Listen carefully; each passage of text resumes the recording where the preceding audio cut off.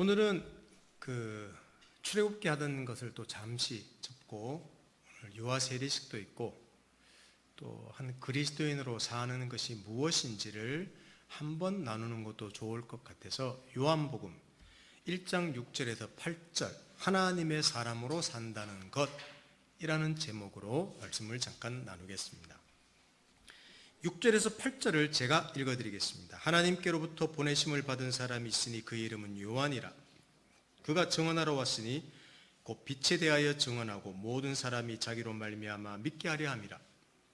그는 이 빛이 아니요 이 빛에 대하여 증언하러 온 자라.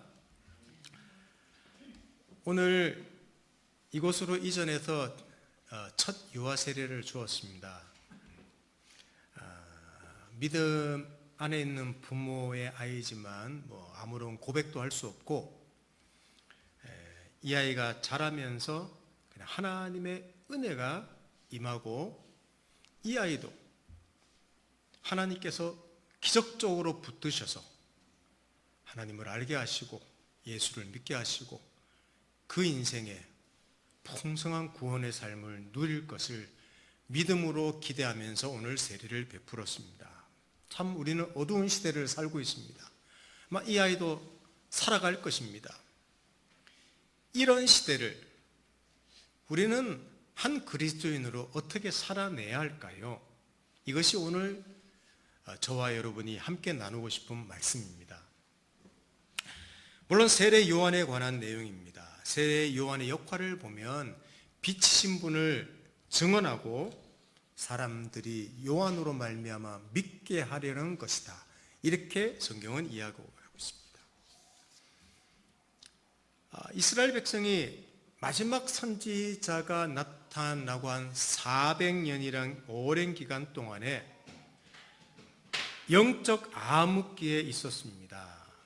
그리고 그 암흑기 중에서 혜성과 같이 나타난 사람이 누군가 하면 세례 요한이에요.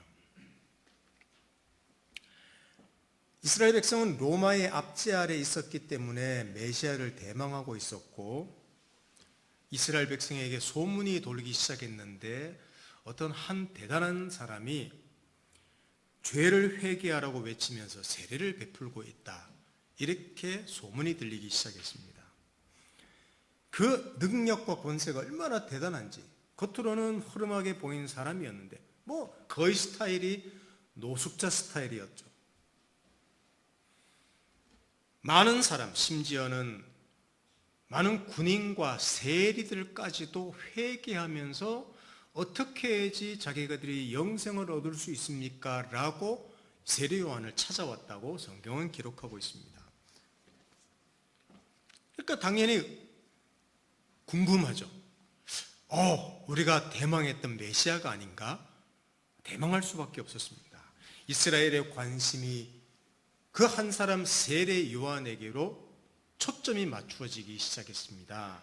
그런데 요한복음 1장 19절에서 22절을 한번 보십시오. 유대인들이 예루살렘에서 제사장들과 레위인들을 요한에게 보내어 내가 누구냐 물을 때에 요한의 증언이 이러하니라. 요한이 드러내고 말하고 숨기지 아니하니 드러내고 하는 말이 나는 그리스도가 아니라는데 또 묻되 그러면 누구냐? 네가 엘리야냐? 이르되 나는 아니라. 또 묻되 네가 그 선지자냐? 대답하되 아니라. 또 말하되 누구냐? 우리를 보낸 이들에게 대답하라. 너는 내게 대하여 무엇이라 하느냐? 라는 이 말씀을 잘 보십시오. 자기는 메시아가 아니라고 합니다. 그리고 아주 황당한 이야기를 했죠. 23절부터 또 보십시오. 23절과 여기 적힌 대로 26에서 31절까지 한번 보십시오. 이르되 나는 선지자 이사야의 말과 같이 주의 길을 곱게 하라고 광야에서 외치는 자의 소리로다 하니라. 요한이 대답하되 나는 물로 세례를 베풀거니와 너희 가운데 너희가 알지 못하는 한 사람이 있었으니 곧 내 뒤에 오시는 그이라. 나는 그의 신발끈을 풀기도 감당하지 못하겠노라 하더라.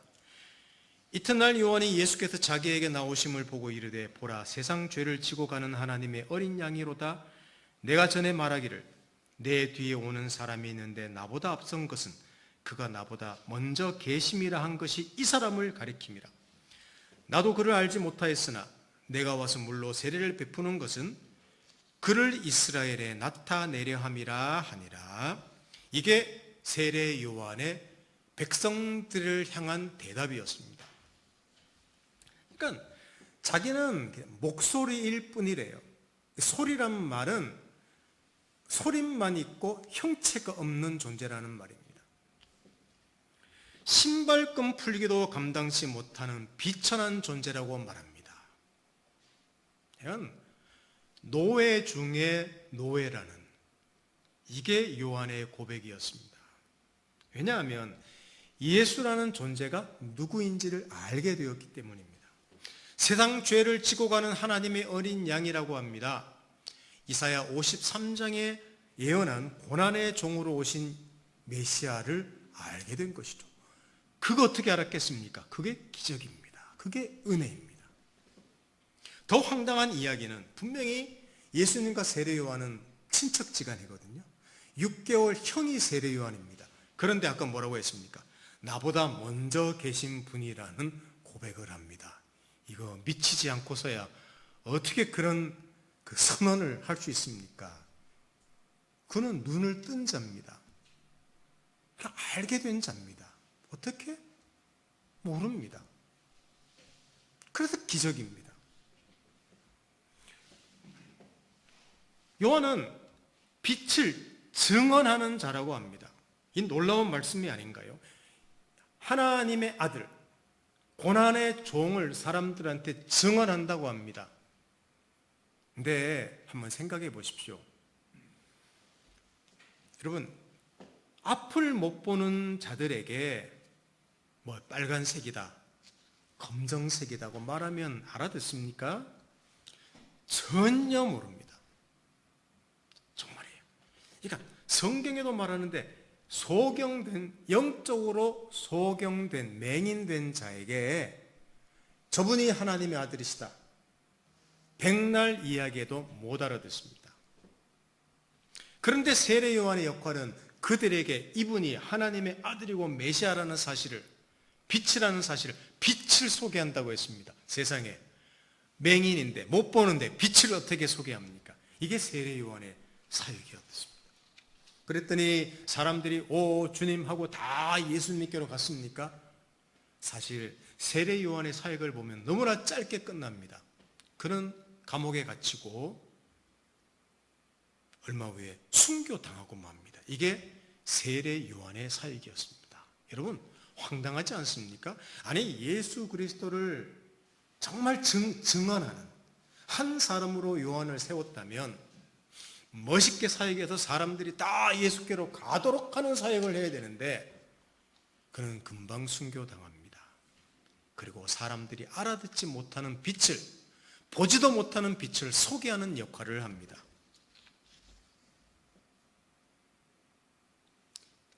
자, 왜 이 말씀 드리는가 하면 세례 요한이 한 일은 어떤 증인이었냐? 자신이 빛을 보았다는 것입니다. 이게 핵심적인 내용입니다. 자신이 기적적으로 본 것을 감격으로 살고 그것을 그냥 말하는 자였습니다. 여전히 무지하고 무감각한 사람들 속에서 멸시받고 이상한 사람 취급을 받으며 인내하고 심지어는 순교하는 자로 사는 게 누구냐? 세례 요한의 사역이었단 말입니다. 굉장히 중요한 것을 우리에게 암시하고 있습니다. 그렇습니다. 여러분, 이것이 물론 세례 요한의 삶을 우리가 똑같이 살아야 된다, 그것은 아닙니다. 세례 요한을 통해서 하나님께서 담은 메시지가 있습니다. 증인으로 살아가는 그리스도인이 누구인가의 단면을 보여주는 것이죠. 그게 세례 요한의 역할입니다. 여러분, 그리스도인이란 누구입니까? 기적 은혜로 영적인 시력을 얻어서 보게 된 자. 무엇을 본 것입니까? 하나님을 보게 된 자. 자기가 죄인인 것을 보게 된 자. 하나님 아들을 보게 된 자입니다. 그리고 하나님 아들의 죽으심과 다시 사심이 나를 위한 것임을, 하나님 나라를 세우신 것을 보게 된 자예요. 누가? 세례 요한이. 그리고 우리 그리스도인들이. 그 사람은 우리는 변화되거나 발전된 사람이 아닙니다. 누굽니까? 새롭게 태어난 사람입니다. 새롭게 태어난 사람이에요. 그러니까 발전되고 새롭게 된다는 것은 내가 노력하는 거 아닙니까? 근데 다시 태어난다는 말은 뭡니까? 내가 노력해서 되는 게 아니에요. 여러분, 오늘 이든이도 예배 드리고 왔지만 제가 누구 엄마는 누구 아빠를 택해서 제가 태어났습니까? 기적적으로 그냥 난 거예요. 나아진 거예요. 세례 요한이 그런 자이고 우리가 그런 사람들이란 말입니다. 그래서 믿는 자들은 놀라는 자들이에요. 감격하는 사람들입니다. 왜냐하면 그렇게 사는 그리스도인이라고 불리는 것 자체가 기적이기 때문입니다. 그리고 그것뿐만 아니라 굉장히 어려움을 겪는 사람입니다. 왜냐하면 기적적으로 눈을 떠서 황당한 말을 사람들에게 하고 황당한 삶을 살아야 되는 그 삶이기 때문에, 여러분, 그리스도인이라는 삶은 어려운 삶입니다. 예수 믿는 사람들의 자랑과 감격이 무엇이겠습니까? 영원한 진리와 생명의 풍성함을 알게 되었고 보게 되었고 누리게 되었다는 것밖에는 자랑할 것이, 말할 것이 없는 사람. 그게 저와 여러분 아닙니까? 자, 어떻게 얻게 되었습니까? 우리 아빠가 목사님이라서. 여러분, 아빠가 목사님이라도 저절로 되는 게 아니에요. 저는 부모님이 믿어서 어릴 때부터 교회 다녔기 때문에 저절로 믿은 것처럼 보이지만 그것도 다 그 안에는 제가 모르는 일들이 너무너무 많습니다. 하나님이 저를 붙잡으신 거예요. 보게 된 거예요. 들을 수 있게 된 거예요. 알게 된 거예요. 우리 시력이 살아나서 기적적으로 다시 살아서 하나님을 알고 구원을 알고 풍성한 삶을 누리게 된 존재가 그리스도인이란 말입니다. 그 의미를 모르면서도 그냥 하나님 편에 서는 사람들입니다. 모르는 것이 많은데도 그냥 기다리는 사람입니다. 황당해 보이는 성경의 사실들을 정확하게 설명을 못하면서도 자기가 다 아는 사람처럼 주저리 말하는 사람, 그게 누구냐? 그리스도인이란 말입니다. 그게 우리입니다. 그러니까 증인은 위트니스라고 하지 않습니까? 보고 들은 것을 말하는 사람입니다. 이게 하나님의 사람이에요. 세례 요한을 통해서 그것을 오늘 주께서 메시지를 담으신 것입니다. 먼저 눈을 뜨고 먼저 알게 되고 먼저 엄청난 생명을 누리는 자가 되었기 때문에 알고 보면 더 큰 자, 더 많은 것을 가진 자, 더 누리는 자, 그게 그리스도인 아닙니까? 그 저와 여러분 아닙니까? 자, 그래서 어떻게 살아야 되느냐? 이 자식들 다 심판받을 것들, 나는 하나님께 택함 받았고 저 심판받을 것들, 여러분 그렇게 생각하면 안 됩니다. 더 많은 것을 가진 자이기 때문에 우리가 오래 참아야 하고 더 많이 용서해야 하고 더 많이 양보해야 하고 그래서 말해야 하고 더 희생하고 더 고생하고 수고할 자들이 누구냐? 바로 증인이고 그리스도인이라는 사실입니다. 요한의 생애가 그랬습니다. 메시아라고 생각해서 사람들이 왕창 모였지만 그리스도를 소개했는데 그리스도를 보게 된 사람인데 그는 죽음으로 자기 생애를 마무리 짓습니다. 예수 그리스도를 드러내고 내가 예수에 있다, 자기가 본 사람이었다는 말입니다. 저도 한 수십 년, 한 25년 이상이죠. 대학교에 가서 브릿지라는 어떤 전도 방법으로 복음을 참 오랫동안 전했습니다. 근데 그 전한 어떤 그 과정들을 쭉 생각해 보면 저는 많은 것을 가졌는데 상대방은 없는 거예요. 그래서 제가 가서 막 성경을 가르치고 좀 일종의 협박을 하고 회유를 하고 해서 그를 믿게 하려는, 꼭 갑의 입장에서 을에게 다가가서 뭐 공격하듯이 했던 그런 어떤 기억들이 이번 설교 준비하면서 좀 생각이 났습니다. 칼을 휘두르듯이 뭐 십자군 전쟁 나가서 믿지 않는 사람들을 향하여 칼을 휘두르듯이, 그것이 증인의 삶이 아닙니다. 그리고 나는 예수를, 하나님을 알고 예수를 믿게 되어서 이렇게 살고 있어 이놈들아 으스대는 것도 아닙니다. 그게 증인의 삶이 아니에요. 나는 기도해서 이렇게 복 받았어, 그거 자랑하는 삶이 아닙니다. 여러분, 최고의 복음 증거자라고 증인으로 살았던 신약의 사람이 누군지 아십니까? 사도 바울이지 않습니까? 사도 바울이 이런 고백을 했습니다. 자, 고린도후서 6장 3절에서 10절을 한번 보십시오. 여러분도 많이 봤던 내용일 겁니다. 사실 이 구절뿐만 아니라 왜 하나님께서는 한 사람, 그 예수 그리스도의 복음을 온 세상에 전하는 사람으로 바울이라는 사람을 왜 택하셨을까? 좀 더 멋있는 사람으로, 좀 더 탁월한 사람으로, 좀 더 세상 사람들이 보기에도 흠모할 만한 사람으로 택하셨다면 훨씬 더 멋지게 복음이 전파되었을 텐데 하고 우리는 생각할 수 있습니다. 근데 바울의 삶을 이렇게 요약해 둔 것이 고린도후서 내용인데, 자, 3절에서 10절을 한번 보십시오.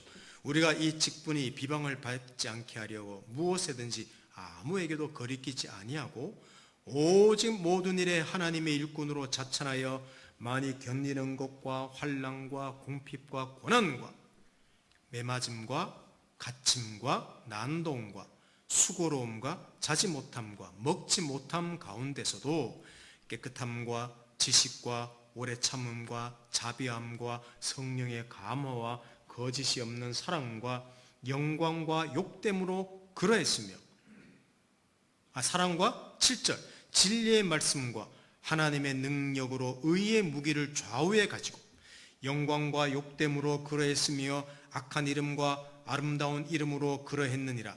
우리는 속이는 자 같으나 참되고 무명한 자 같으나 유명한 자요 죽은 자 같으나 보라 우리가 살아있고 징계를 받는 자 같으나 죽임을 당하지 아니하고 근심하는 자 같으나 항상 기뻐하고 가난한 자 같으나 많은 사람을 부유하게 하고 아무것도 없는 자 같으나 모든 것을 가진 자로다 라고 고백을 했습니다. 예수를 핍박했던 사람입니다. 근데 하나님께서 일방적인 은혜를 베풀어서 또 기적을 베풀어서 예수를 알고 영생을 얻었습니다. 심지어 그를 사도직으로 세우셨는데 그 사도직을 어떻게 수행했느냐? 어떻게 수행했다고 했습니까? 고난으로 수행했습니다.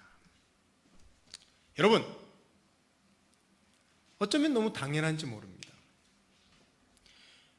무지하고 하나님을 모르는 자들에게 가서 그가 갑의 입장으로 복음을 전한 게 아니라 그가 완전히 을이 된 거죠.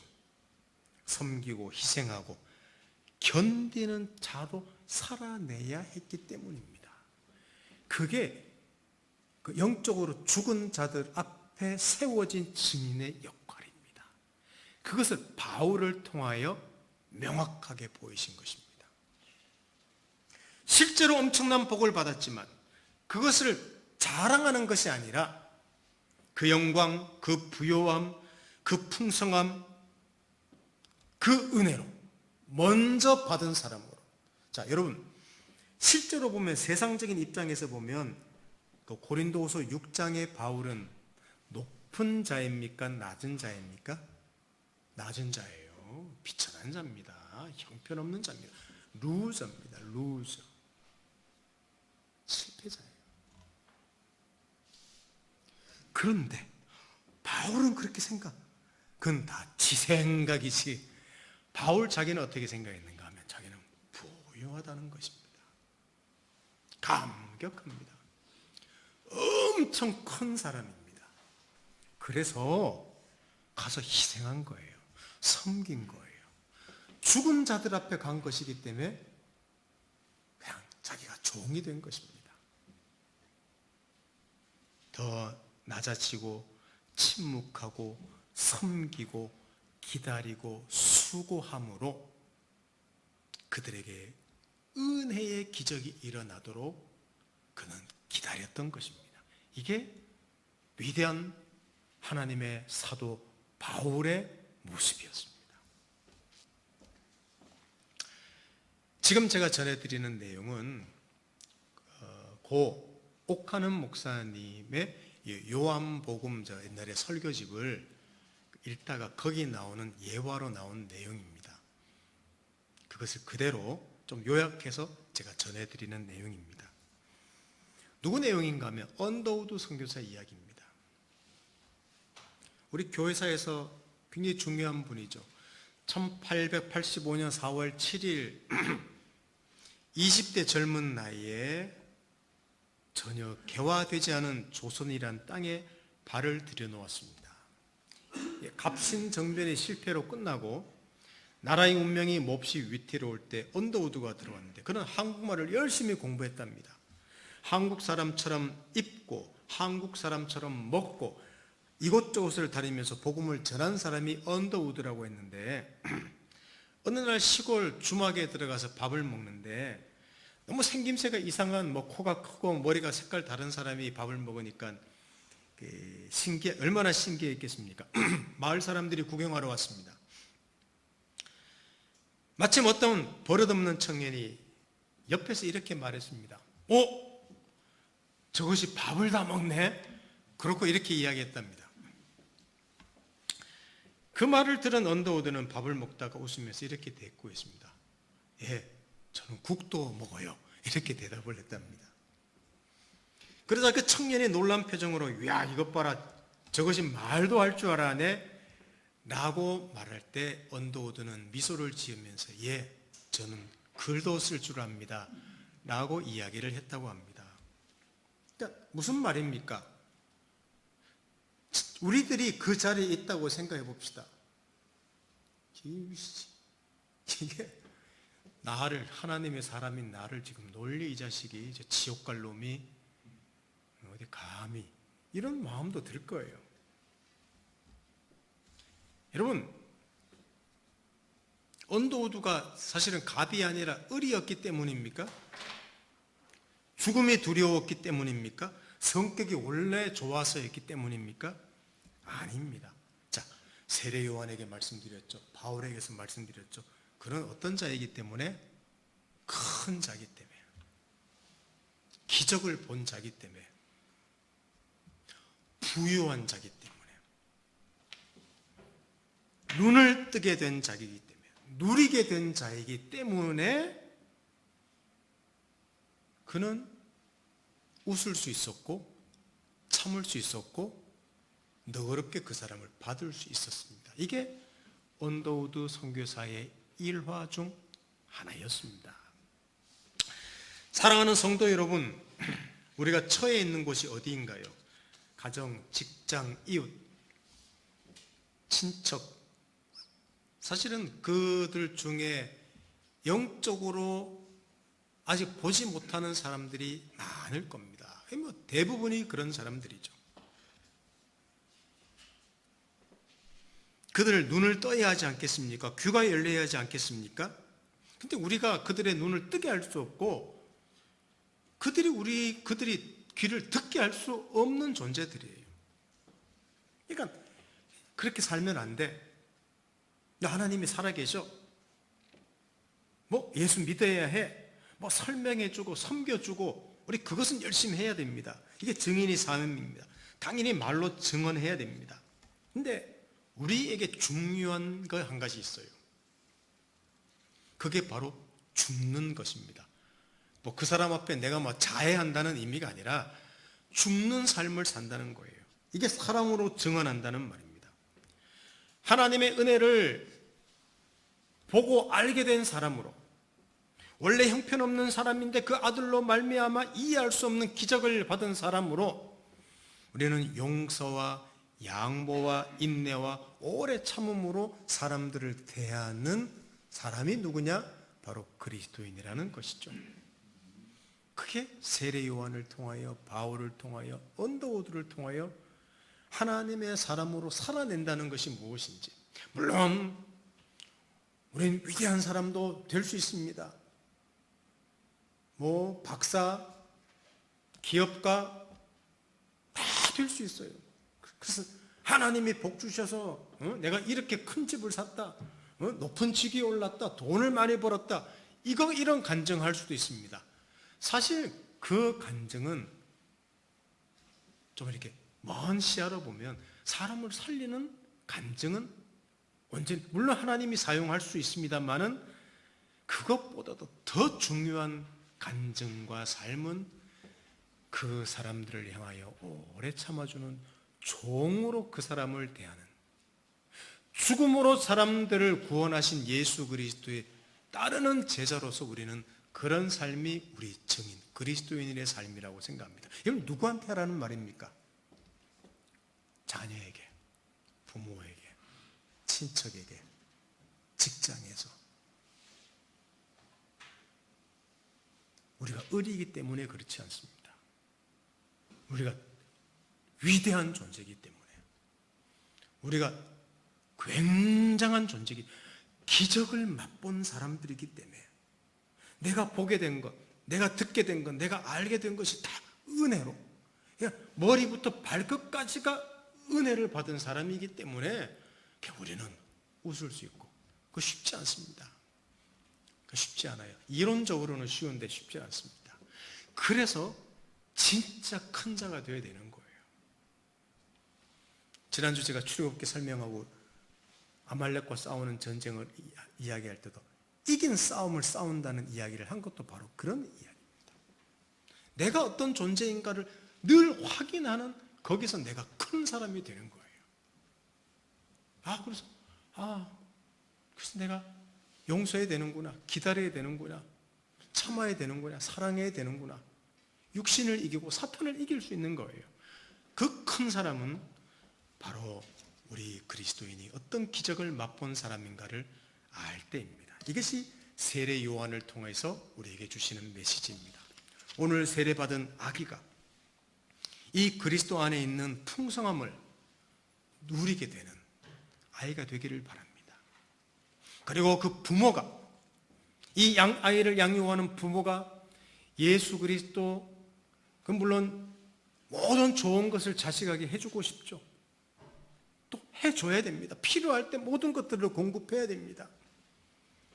그러나 정말 그 부모가 넉넉한 사람이 되어야 됩니다. 그래야지 자식을 양육할 때 바르게 양육할 수 있습니다.